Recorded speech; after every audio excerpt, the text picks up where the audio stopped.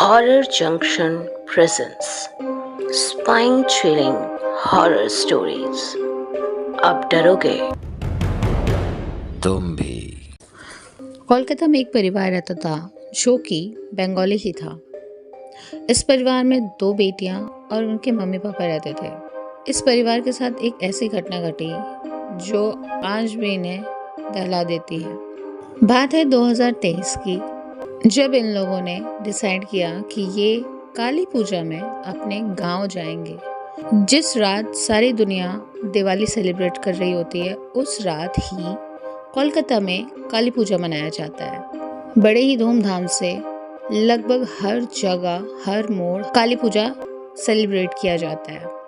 ये हर साल काली पूजा में अपने गांव जाया करते थे, लेकिन कभी चारों जन एक साथ नहीं जाते थे। कभी इनके पापा जाते थे, कभी मम्मा, तो कभी माँ बेटी ऐसे। बट ये पहली बार ऐसा हो रहा था कि जब चारों जन एक साथ गांव जाने के लिए तैयार हुए थे। इनका गांव जहां ये अभी रह रहे थे, वहां से कुछ ज़्यादा दूर नहीं था। लगभग 6 घंटे का रास्ता था बाई कार। ये लोग काली पूजा से एक दिन पहले खुद की कार से गांव के लिए रवाना होते हैं। गांव के नज़दीक आते ही इन्होंने नोटिस किया, बाइक पे बैठकर कुछ लड़के इन्हें फॉलो कर रहे हैं। जैसा कि शुरुआत में सभी लोग करते हैं, इन्होंने इग्नोर किया, बट हाँ, उन तीनों लड़कों के चेहरे इनके दिमाग में छप गए थे। ये लोग गांव पहुंचे, वहां पे इनको बहुत ज़्यादा अच्छा लग रहा था। अगले दिन काली पूजा था। इन्होंने बड़े ही अच्छे से धूमधाम से काली पूजा को मनाया, आसपास घूमे, और तभी इन्हें पता चला कि इस गांव के जो प्रधान हैं, उन्हीं का बेटा इन्हें उस दिन फॉलो कर रहा था। जब जान पहचान हुई तो ये काफ़ी ज़्यादा हैरान हुए, लेकिन इन्होंने इस बात को यहीं दबा दिया, जाने दिया इनके पापा ने। लेकिन इन सब में क्या हो रहा था कि जो इनकी छोटी बेटी थी, जिसका नाम हम पायल रख देते हैं, पायल काफ़ी ज़्यादा अट्रैक्ट हो रही थी उस लड़के से। इनके परिवार वालों को पता भी नहीं चला कि कब उस लड़के के साथ पायल का रिश्ता जुड़ गया। पायल इस लड़के से बहुत ज़्यादा प्यार करने लगी, और ये लोग जब उस गांव में कुछ दिनों तक रुके थे, तब पायल और उस लड़के का नाम हम यहाँ रख देते हैं राजेश, ये दोनों मिलने लगे। पायल घर से झूठ बोलकर बाहर कहीं चली जाती थी शॉपिंग का कह के, बट वो उस लड़के से छुप छुप कर मिलने लगी। राजेश उसे बहुत ही सुनसान जगह पे कभी कभार ले जाया करता था और उसके साथ फिजिकल हुआ करता था। ये लोग लगभग वहाँ 20 दिनों तक रहे होंगे। उसके बाद पायल और उसका पूरा परिवार वापस कोलकाता शहर में आ जाता है। ये लोग हमेशा फ़ोन पर बातें किया करते थे। एक दिन पायल ने देखा कि उसके पीरियड्स जो हैं वो टाइम पे नहीं आ रहे। वो प्रेग्नेंट हो चुकी थी। वो काफ़ी ज़्यादा डर गई और वो ये बात किसे बतलाए। उसने ये सारी बातें जाकर अपनी बहन को बतलाई। बहन को जब पता चला तो काफ़ी ज़्यादा हैरान हुई और उसने पायल को काफ़ी ज़्यादा डांटा और उसे समझाया कि जिस लड़के के चक्कर में वो पड़ गई है, वो लड़का बिल्कुल भी अच्छा नहीं है। ना तो वो कोई काम करता है और ना ही उसका कैरेक्टर सही है। लड़कियों को अपने प्यार के झांसे में फंसाना उसके लिए बड़े आम बात है। गांव की बहुत सारी लड़कियों के साथ उसने ऐसा किया है, उन्हें प्रेग्नेंट करके छोड़ दिया है। जब पायल को ये सारी बातें पता चली तो उसके सर पे आसमान टूट पड़ा था। उसे समझ नहीं आ रहा था कि अब वो इस प्रॉब्लम से कैसे बाहर निकले। वो गुस्से में आती है और उसने राजेश को फ़ोन किया और उसे सारी बातें कन्फ्रंट की।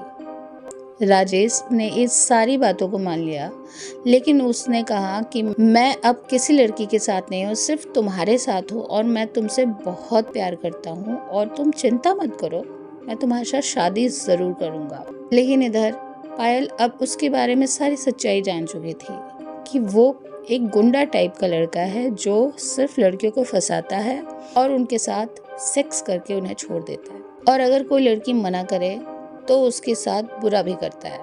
ये सारी बातें जानने के बाद पायल को समझ नहीं आ रहा था। फाइनली उसने डिसीजन लिया कि वो इस बच्चे को अबॉर्ट कर देगी। ऐसा ही होता है। अब ये बात घर में भी पता चल चुकी थी। मम्मी पापा अब इस बात को जानते थे। उन्होंने बहुत ज़्यादा अपनी बेटी को डांटा वो काफ़ी ज़्यादा अपसेट थे पायल से। ये लोग हॉस्पिटल में पायल को लेकर जाते हैं और पायल ने अपना ऑपरेशन करा दिया। इधर राजेश जब उसे कांटेक्ट करने की कोशिश करता है तब पायल फ़ोन उठाकर कहती है कि अब उसका राजेश के साथ कोई लेना देना नहीं है और उसने बच्चा भी अबॉर्ट करा दिया है। राजेश को जब पता चला कि उसका बच्चा अबॉर्ट हो चुका है, वो काफ़ी ज़्यादा गुस्से में आ गया और उसने सोचा कि अब वो पायल को बिल्कुल नहीं छोड़ेगा। गुस्से में उसने बाइक निकाला और शहर की तरफ आने लगा। 6 घंटे का रास्ता था। वो काफ़ी ज़्यादा स्पीड में बाइक चला रहा था और एक हाईवे पे उसका बहुत बुरा एक्सीडेंट हो जाता है जिसमें उसकी मौत तुरंत हो जाती है। इधर पायल और उसके परिवार वालों को इस बारे में कुछ भी पता नहीं था। वो नॉर्मल अपनी लाइफ लीड कर रहे थे और अब इनके सर पर आने वाली थी एक बहुत बड़ी प्रॉब्लम और इस बात का इन्हें कोई अंदाजा नहीं है। 2-3 दिन बाद की बात है, जब पायल अपने कमरे में सो रही थी, अचानक से उसे महसूस हुआ कि उसके पैर के पास कुछ तो है। फिर भी वो नींद में थी, इग्नोर करती है और सो जाती है। लेकिन कुछ देर बाद उसे महसूस होता है कि कोई चीज़ है जो बार बार उसके सर के पास आ रही है और फिर वापस घूमकर उसके पैरों के पास चली जा रही है। ऐसा बार बार उसे महसूस होने लगा। तब धीरे से उसने आंखें खोली और अब वो काफ़ी ज़्यादा डर गई और खूब जोर से चिल्लाई। उसने देखा कि राजेश ही उसके पैरों के पास खड़ा है। वो खून से काफ़ी ज़्यादा लथपथ हो रखा है और वो क्रीपी सी एक स्माइल दे रहा है। पायल की बहन उसके पास ही सो रही थी। उसके चीखने की आवाज़ से वो भी उठ जाती है। पायल की बहन उससे पूछती है, क्या हुआ तुझे? पायल काफ़ी ज़्यादा हकलाते हुए ये सारी बात उसे बताती है। पायल की बहन कहती है, तेरा दिमाग खराब है, ऐसा कुछ नहीं होता और वो वहाँ पर है, यहाँ क्या करेगा और तू परेशान हो गई, शायद तूने कोई सपना देखा होगा। ये लोग ऐसा सोचते हैं कि शायद ये सपना ही था क्योंकि अब वो चीज़ सामने नहीं थी। ये लोग दोबारा सो जाते हैं। करीबन 1-1.5 घंटे बाद जब ये दोनों बहनें बड़े आराम से सो चुकी थी, इन्होंने जो चद्दर ले रखी थी, किसी ने इनका चद्दर काफ़ी ज़ोर से खींच के इनके शरीर से उतार दिया। तब दोनों बहनें एक साथ उठकर काफ़ी ज़्यादा डर जाती हैं और काफ़ी ज़्यादा चिल्लाने लगती हैं। बगल के कमरे में इनके मम्मी पापा सो रहे थे। इनकी आवाज़ सुनकर वो लोग इनके पास जाते हैं। पायल काफ़ी ज़्यादा डरी हुई थी। उसकी बड़ी बहन ने अपने मम्मी पापा को सारी बातें बताई। इनके मम्मी पापा ने इनको शांत कराया और उस दिन ये दोनों उन्हीं के पास हो गए। अब हर दिन कुछ ना कुछ इनके साथ होने लगा। जब ये लोग खाना बनाए, खाना 1-1.5 घंटे बाद ही खराब हो जाया करता था। दूध फट जाना, सही से सो नहीं पाना। उसके बाद से जब भी घर में ये लोग कभी भी अकेले रहते थे, इन्हें ऐसा लगता था कि कोई पीछे खड़ा है इनके, कोई चीज़ ऐसी है जो इन्हें परेशान कर रही है। इन्हें अच्छे से समझ आ रहा था, बट इस चीज़ का सोर्स इन्हें समझ में नहीं आ रहा था। धीरे धीरे इनके पापा का जो बिजनेस था वो भी लॉस की तरफ जाने लगा और इधर पायल भी काफ़ी ज़्यादा चुपचाप रहने लग गई थी और वो ना किसी से बात करती थी और ना कहीं जाया करती थी। ऐसे में एक दिन उसकी मम्मा उसके पास जाती है और अपनी बेटी से बात करने की कोशिश करती है। उन्होंने देखा कि उनकी बेटी बेड पर बैठी हुई है, अपना सर झुका के, और कुछ तो बड़बड़ा रही है। उन्होंने जब धीरे से उसके सर पे हाथ दिया, फिर पायल ने उनकी तरफ देखा। उसकी आंखें बड़ी बड़ी लाल लाल हो रखी थी। उसने अपने हाथ के नाखून तोड़ लिए थे, मतलब वो उसे इतना ज़्यादा चबा चुकी थी। एक तरीके से कह सकते हैं कि वो अपने ही उंगली से अपना खून पी रही थी।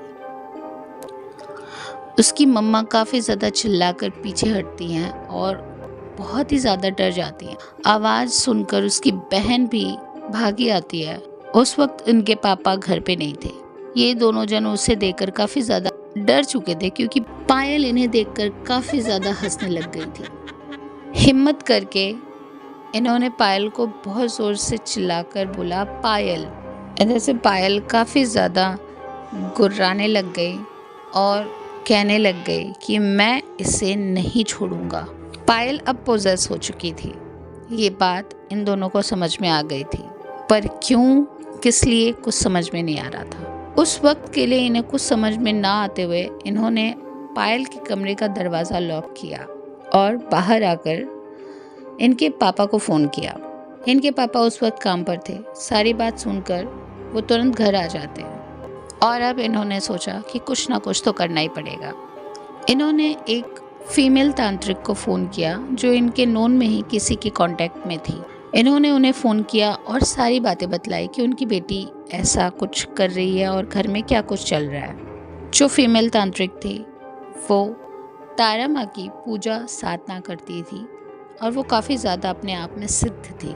उन्होंने सारी बातें सुनने के बाद कहा कि वो एक बार इनके घर को विज़िट करेंगी। ऐसा ही हुआ। उसके अगले दिन वो साधिका जो थी वो वहाँ जाती हैं।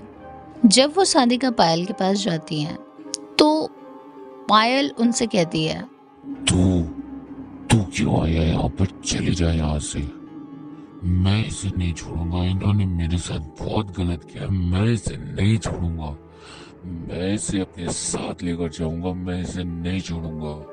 साधिका समझ चुकी थी कि ये जो भी एंटिटी है वो आसानी से तो पायल को नहीं छोड़ेगी और इसका इलाज यहाँ पर हो भी नहीं सकता। साधिका ने काफ़ी ज़्यादा उसे समझाया लेकिन वो मानने के लिए तैयार नहीं था। कहीं ना कहीं साधिका भी ये बात समझ चुकी थी कि इस चीज़ का इलाज यहाँ संभव नहीं है। उन्होंने उनकी मदर को कुछ राख दिया और उन्हें कहा कि इस चीज़ का इलाज यहाँ संभव नहीं है। ये जो भी एंटिटी है काफ़ी ज़्यादा भारी है। अगर जल्द से जल्द इसका कोई इलाज नहीं किया गया तो वो पायल को लेकर चला जाएगा।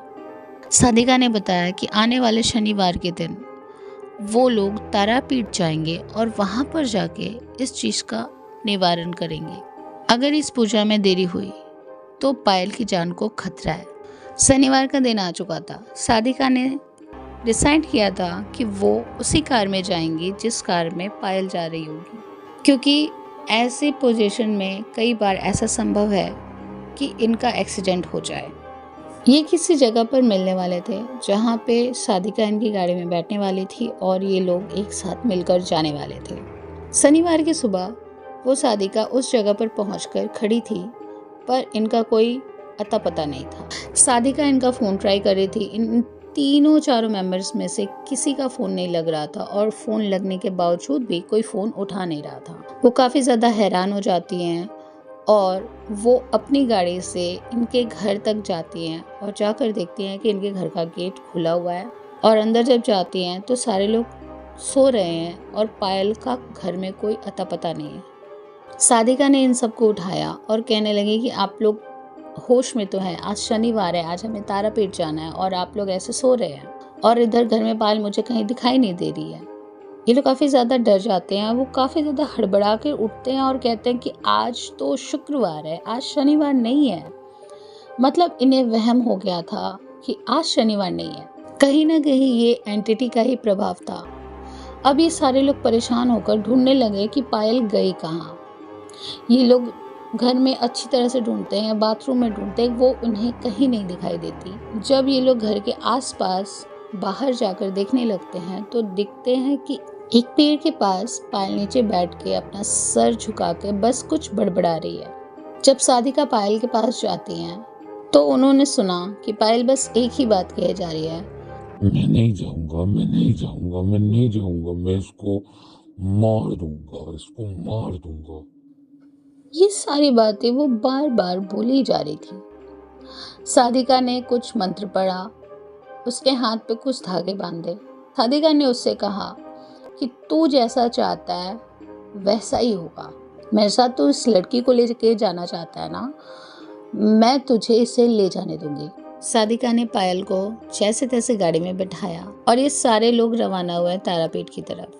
गाड़ी में बार बार पायल कहने लगी कि तू मुझे छोड़ दे, तू मुझे कहाँ लेकर जा रही है। साधिका ने उसे बार बार यही बात कही कि तू चिंता मत कर, तू इस लड़की को लेके जाना चाहता है, हम जहाँ जाएंगे वहाँ मैं तुझे व्यवस्था कर दूंगी कि तू इस लड़की को ले जा सके। ऐसी बातों की झांसे में डालकर ये लोग पायल को तारापीठ लेकर जाते हैं। रात होती है और जहाँ पूजा होने वाली थी ये लोग पायल को लेकर जाते हैं वहाँ पर काफ़ी ज़्यादा पूजा होती है। तब उस एंटिटी को कहा जाता है कि अब बता तू जाने का क्या लेगा। राजेश की आत्मा भी काफ़ी ज़्यादा अब परेशान हो चुकी थी, लेकिन उसका बार बार यही कहना था कि वो इसे लेकर जाएगा, और अगर वो इसे लेकर नहीं जा पा रहा तो कुछ तो बुरा है जो वो करेगा और वो करना चाहता है। उसने सादिका से कहा कि मैं इसे छोड़कर चला जाऊंगा, लेकिन तू इसके साथ कुछ कर दे जिससे इसे हमेशा याद रहे कि इसने मेरे साथ गलत किया है। सादिका उसे हाँ कहती रही, लेकिन उन्हें भी पता था कि वो ऐसा कुछ नहीं करने वाली है, और कहीं ना कहीं एंटिटी भी इस बात को जान गई थी कि ये सादिका जो है वो पायल का कुछ भी बुरा नहीं करेगी। राजेश की आत्मा ने कहा, अगर तू नहीं करती है तो मैं ही करूँगा, मैं चला जाऊँगा, लेकिन इसे सारी जिंदगी के लिए बांझ बना कर जाऊँगा।